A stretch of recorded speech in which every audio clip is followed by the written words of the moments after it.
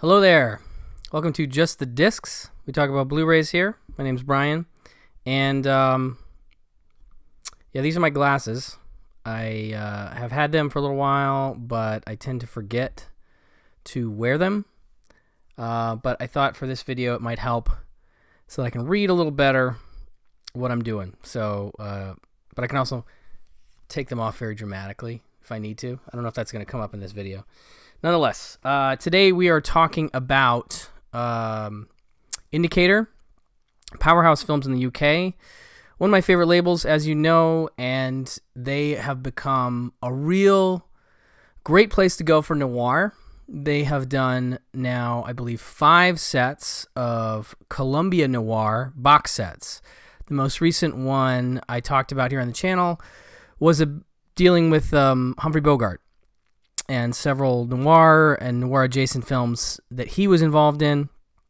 I can't recall if they've officially announced that series is over or not, so I don't want to make any comments to that effect. But what we do have today is their new set, which is the Universal Noir #1. Now, these are coming from Universal Studios, Universal Pictures, and the #1 to me indicates that we're talking about a new series of box sets, which is very exciting.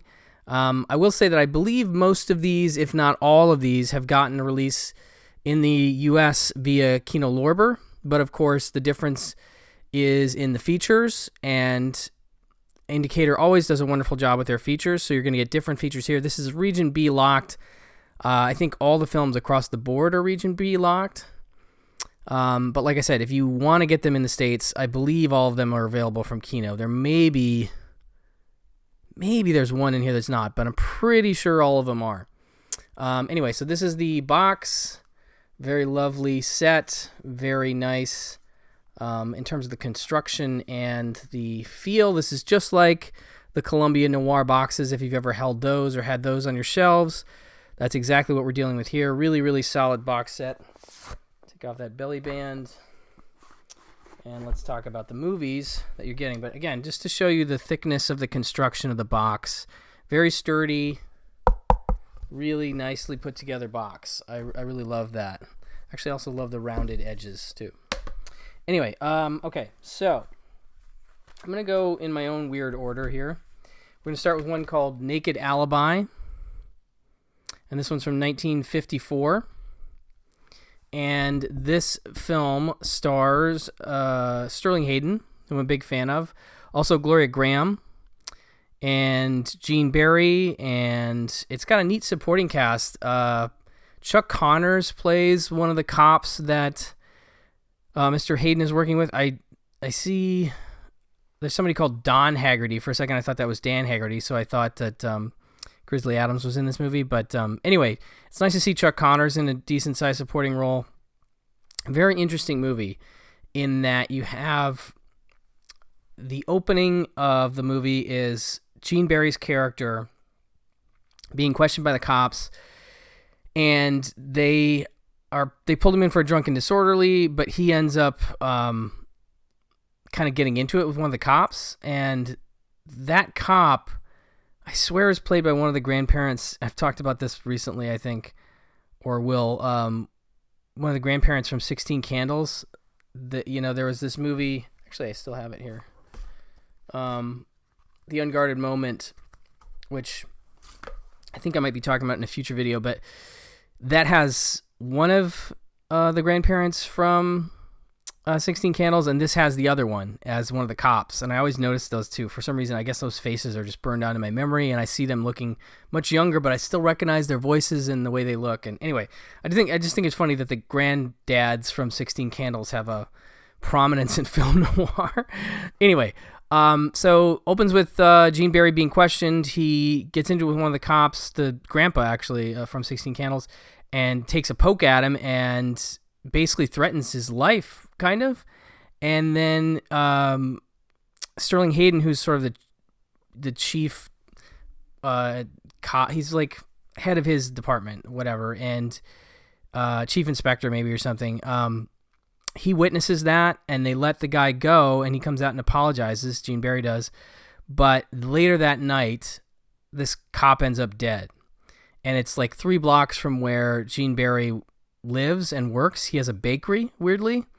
But the only thing is that Gene Barry hasn't really been convicted of any crimes of any kind up to this point. So it's a very odd thing, and nobody really on the police side except Sterling Hayden suspects of any foul play.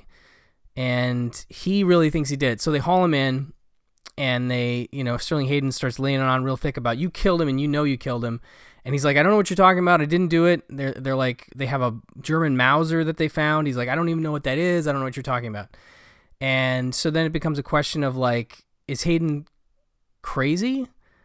They finally, like the lawyer of Gene Barry's character happens to know some people. He's like, I've got witnesses that he was at the bakery last night, and I've got character witnesses, and my buddy knows the chief of police above you. And then suddenly the phone rings, and the chief is like, hey, let that guy go, so it's this whole thing. But Hayden really doesn't want to let him go. He's like, I know he did it, and all this. And you're just like, I don't know, man, maybe you're wrong. And then a couple more cops are killed, and he still thinks that Gene Barry's doing it. And then it takes a really interesting turn, and there's some Mexico stuff, and I'm not going to go any further than that. But that's where Gloria Graham enters the movie, and it's really interesting. I think maybe it gets a little bogged down in the Mexico stuff, but it's still nonetheless a nice Sterling Hayden performance, and he's very determined, and so I totally dig that. And so it was a nice discovery for me, this one. I definitely enjoyed checking this one out. And so it is a 2014 restoration from a 2K scan. It has audio commentary with film historians Troy Horwath and Nathaniel Thompson, a wonderful dynamic duo who do a lot of genre stuff. I've talked about them plenty of times on the channel here. They do a lot of Italian horror, but I do like when they get together on something else, like a film noir like this, and they do a lovely job. There is a really lengthy thing here called Absolute Magnetism, and it's 42 minutes long. Academic Lucy Bolton discusses the life and career of Gloria Graham, one of film noir's greatest femme fatales, and I love this. I think this is a really nice feature. I'm a big Gloria Graham fan. Obviously, you know her from In a Lonely Place and The Big Heat and many others. She's wonderful, and she's very good here, and it's nice to see her and Sterling Hayden together. So this is a nice tribute to her. Then you have something called The Cinematographer from 1951, which is from this director, Jerry Hopper, who made this movie. It's a documentary that he made, produced by the Academy of Motion Picture Arts and Sciences, providing a guide to the role of a director of photography. So a very cool, interesting 10-minute take on what a DP did in 1951. So that is cool. And I guess this is the UK premiere of this film on Blu-ray. So there's that. Okay, so that is Naked Alibi. Then we have Larceny, and this one is from 1948. And Larceny is pretty fun. Directed by George Sherman, stars John Payne, Joan Caulfield, Dan Duryea, Shelley Winters, Dan O'Hurley, and others. And this one I definitely saw on a Kino Blu-ray a while back, and I dig it. I'm a huge Dan Duryea fan. I really, really like him a lot, and it's one of those things where I've grown to like him more and more over the years. But he really brings it, especially in criminal roles. And what's intriguing and what comes out in a really neat feature that they have on this disc, which I really, really liked, is that he was a super nice guy, family man, just loved playing heels. And so I will just mention it now, but there's a little featurette, which is just really a straight-on interview with author and film critic Nick Pinkerton, who I'm a big fan of. Love his commentaries. Haven't seen him on camera very much, and this is pretty neat. So it's a 29-minute sit-down with him, basically in his apartment or his house. You can see his, DVD and Blu-ray collection behind him, his record collection, and he just goes into it and talks through Dan Duryea's career, his personal life, highlights a bunch of films from him, and I'm just a huge fan of Mr. Pinkerton, so really dug this, and it was neat to see him on camera. So, that's The Heel with Sex Appeal is what that's called, and I really like that they went with that title for this. But anyway, so this movie is about a group of con men who do these large-scale cons on rich people. And it opens with a scene with Dan Duryea and John Payne in a room with this rich guy, and they're talking about this yacht club they're trying to raise money for, and suddenly the rich guy starts to turn on Dan Duryea and is like, you've given me like no proof of any. They basically figure out he's like, how much money have you raised so far from my friends? This rich guy's basically like, I put all my friends into this thing, and he's like, oh, we got about $250,000, and so it's $250,000 in 1948 money. That's a lot of money, and the guy's like, what, I'm not really sure about you, and he pulls out like some photo they think has been doctored of him and this guy that's supposed to be part of this thing, and he's like, hey man, I've never had my integrity questioned before and whatever, and you find out it's a big con, and they basically like swindle this guy out of $250,000, and they take off, and now they're on to this new con they've come up with where they're going to set up a phony, I think, war memorial or something. And so John Payne has to go down to, I want to say like Texas or something like that, and sort of get in with the widow of this one particular soldier who has died, and kind of find his way into conning a bunch of people into donating to this war memorial. And of course he goes down there and he meets Joan Caulfield, I believe is the widow. And, he starts to have second thoughts. And then it's a thing where Dan Duryea is sort of his boss, and Shelley Winters is the girlfriend of Dan Duryea, but John Payne and Shelley Winters are kind of got a thing going.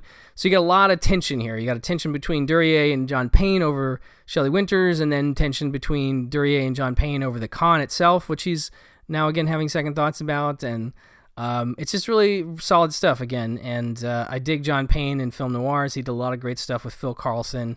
99 River Street is outstanding, and there's a few others he did with that Carlson, but this is a fun one and enjoyable, and a good cast overall, and another one that I think is definitely worth your time. This is from a 2017 restoration from a 4K scan. There's also an audio commentary with academic and curator Eloise Ross, a very nice commentary track as well on this disc, and it is the UK Blu-ray premiere of Larceny. So that is that one. Next we have Kiss the Blood Off My Hands, and this one I believe was a recommendation from my podcast partner Elric Kane. I want to say he likes this one. Maybe I'm thinking of a different noir, but maybe, I don't know. Regardless, it's got Joan Fontaine, it's got Burt Lancaster, and I mean, what else do you really need? And this one's about a former prisoner of war living in England whose sort of wartime experiences have left him like unstable and violent. You know what? I don't know if this is the one Elric likes, but regardless, it's still pretty cool. He gets into a bar fight which kills a man, and then he sort of takes off after that and hides out with this nurse, that's Joan Fontaine, who believes his story that the killing was an accident, and then, building tension from that point. But, very neat to see Joan Fontaine and Burt Lancaster together. I'm a big fan of both. Directed by Norman Foster, who I don't know that well. Again, this is from 1948, if I didn't say that. And this one is a 2019 restoration from a 2K scan. Audio commentary with film historian Josh Nelson, who I definitely dig, who has done commentaries with Alexandra Heller-Nicholas as a duo, but does fine by himself here. There is the John Player lecture with Joan Fontaine, and that is from 1978. And this is an archival audio recording of Joan Fontaine in conversation with Martin Shawcross at London's National Film Theatre. So again, sort of, you get some career retrospective stuff. You get just a neat conversation with an actor that I'm a big fan of. So that's the John Player lecture with Joan Fontaine. United Action Means Victory, 1939. That's a 37-minute documentary about the 38 to 39 General Motors strike with narration written by Kiss the Blood Off My Hands screenwriter Ben Maddow. I love how they tie things together. They bring in a screenwriter, they bring in a DP or a director that did a documentary. Always a fun connection that they make with these special features. UK Blu-ray premiere for Kiss the Blood Off My Hands. But yeah, like I said, Fontaine and Burt Lancaster, definitely worth your time. So that's that one. Then we have The Web. This one definitely is available from Kino in the States. It is a film that stars some interesting folks. Ella Raines, Edmund O'Brien, William Bendix, Vincent Price, a good group. And this one's about a sort of headstrong lawyer that takes a short-term, high-paying job as a bodyguard for a slick business exec being threatened by his former partner and quickly realizes he's in over his head. And Edmund O'Brien is the cop and, the lawyer. William Bendix is the cop in this. Vincent Price is the guy he's protecting. And it's a great sort of, you just can't trust Vincent Price kind of role.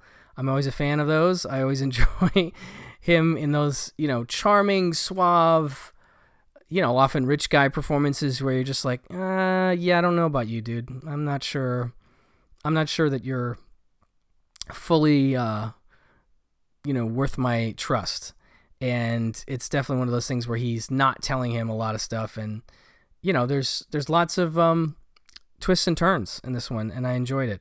I'm a fan of William Bendix as well. Edmund O'Brien, also underrated, did a lot of great noirs, and I like him sort of as the straight man sort of in this. And yeah, good solid noir. Michael Gordon is the director. I don't really know him that well either. This is from 1947. And this film is from this Blu-ray is from a 2017 restoration from a 4K scan. Audio commentary with film historian David Del Val, always entertaining and enjoyable. Film Noir Festival Q&A with Victoria Price from 2018. That's a half an hour archival video recording of Vincent Price's daughter in conversation with Film Noir Foundation's Ellen K. Rohde following a screening of this movie. So, you get her perspective, and I think it's a very interesting one on her dad and his work. Very enjoyable stuff. The Lux Radio Theater of the Web. This is a Lux Radio performance of this same material from 1947. Runs 53 minutes, and it's a vintage radio adaptation of the screenplay featuring Ella Raines, Edmund O'Brien, and Vincent Price reprising their roles from the movie. Those are always fun to have on the discs. And then something called Skirmish on the Home Front from 1944, which is a promotional short film for war bonds starring Alan Ladd, Betty Hutton, Susan Hayward, and the Webb's William Bendix. So that's how they're tying it in here with this one, is William Bendix is in that short. It's 13 minutes long from 1944. UK Blu-ray premiere of this one, The Web. And then next up we have Deported from 1950. Now this one is interesting because it is based on the real-life gangster Lucky Luciano, sort of in the fact that this sort of is about what happened to him, but he's not called that in this movie. His character is called Vic Smith in this. He's played by Jeff Chandler, who is the big name in this movie. I don't know too many of the other folks in the cast. Yeah, it's about once he arrives in Italy and renews his criminal activities after he's kicked out of the U.S. kind of thing. Marta Torren is sort of the female lead in it. But this is definitely one that came out from Kino. It is directed by Robert Siodmak, who is a stalwart of film noir and did such classics as The Killers with Lancaster, Criss Cross with Lancaster, Phantom Lady, one of my favorites, The Dark Mirror, Cry of the City, File on Thelma Jordan, The Suspect. Christmas Holiday is actually a pretty cool one that's underrated. Strange Affair of Uncle Harry. Yeah, he's got a ton of film noir in his repertoire here, if you will. The Spiral Staircase, which is more borderline horror, but really good. So a nice entry from him. And what's even nicer is that this disc has a really cool feature on it called Return to Europe. It's a brand new feature. It's about 11 minutes, and it's critic and film writer Christina Newland discussing the work of Robert Siodmak and the twin influences of American and European cinema on Deported. Really nice, information-packed 11 minutes from Christina Newland, who I really dig as a film writer. Big fan of her stuff. She really is very much into classic cinema, and her love of that comes through in just this short amount of time.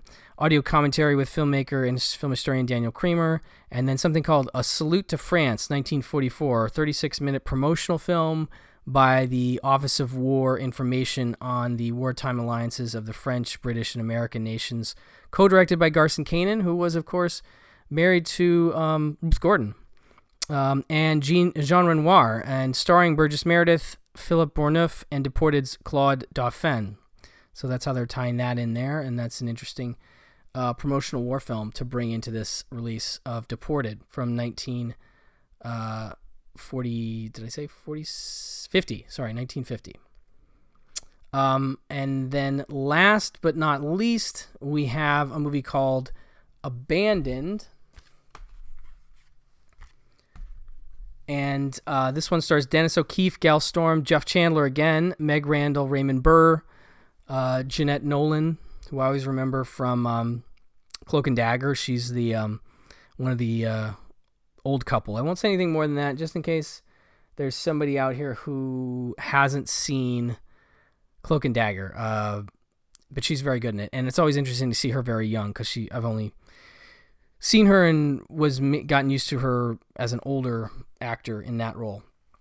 But Dennis O'Keefe, of course, did a bunch of stuff with Anthony Mann. He did Raw Deal, I think is him. Raw Deal, and was he in T-Men? Yeah, Raw Deal, T-Men, the ones that Anthony Mann did, really solid film noirs. He's good in this kind of stuff. So this one is about a gentleman coming to Los Angeles, actually a woman coming to Los Angeles in search of her missing sister, and she meets this newspaper man that is played by Dennis O'Keefe,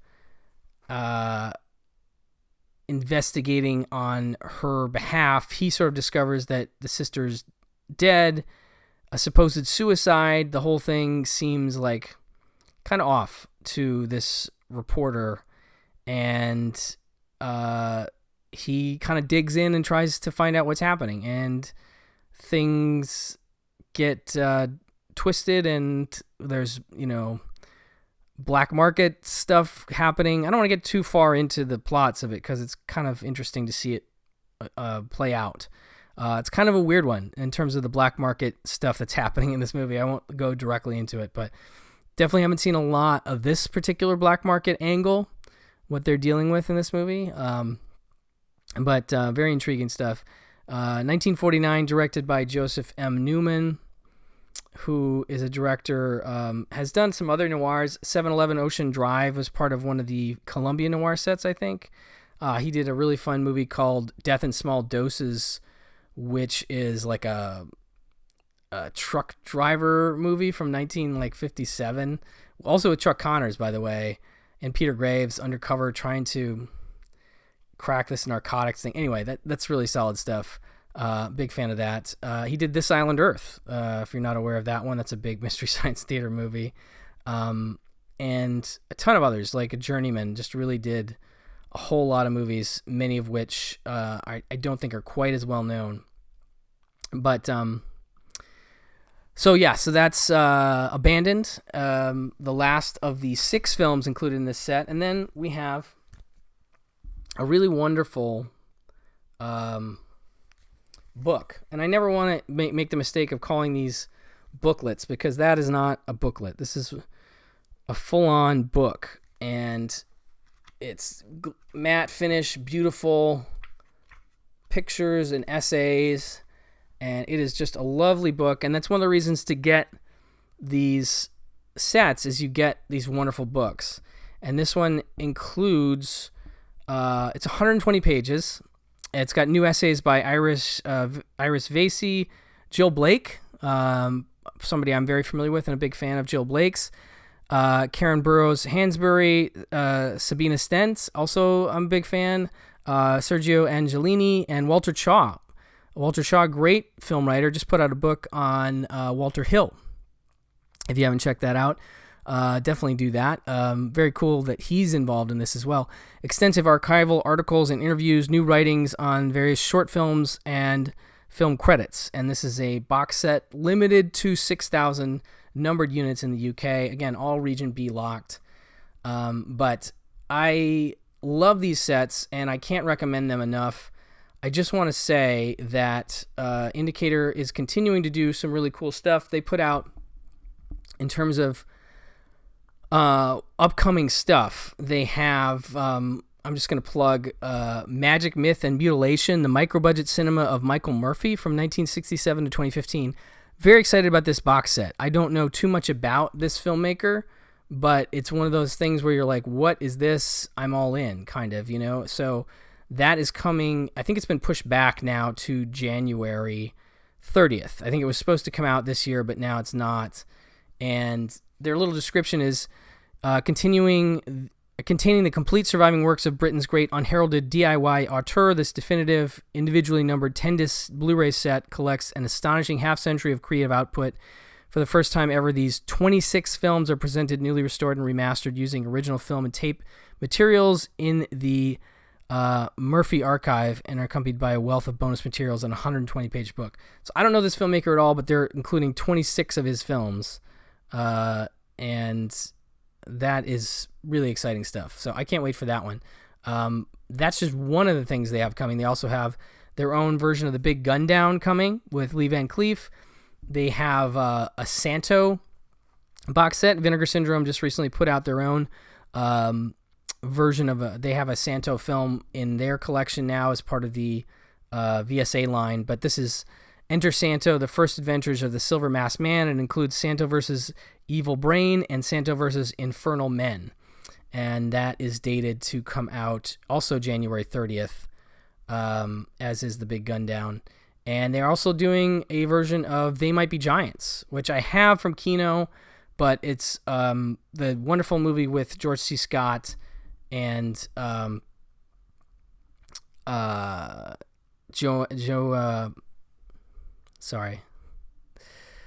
George C. Scott and Joanne Woodward, of course, where he thinks he's Sherlock Holmes, and it's directed by Anthony Harvey. Really, really great movie.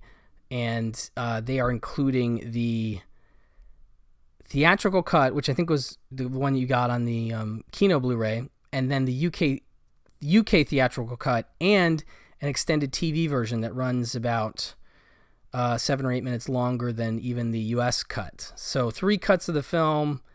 They're bringing over the audio commentary. They're getting a new commentary with Barry Forshaw and Kim Newman, so I can't wait to hear them talk about They Might Be Giants.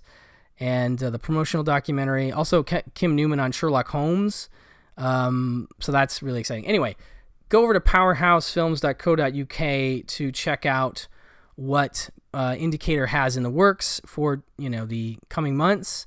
Lots of exciting stuff there, and I look forward to their newest announcements with great anticipation. So thank you for watching. Thank you for listening, and I will talk to you soon. Bye-bye.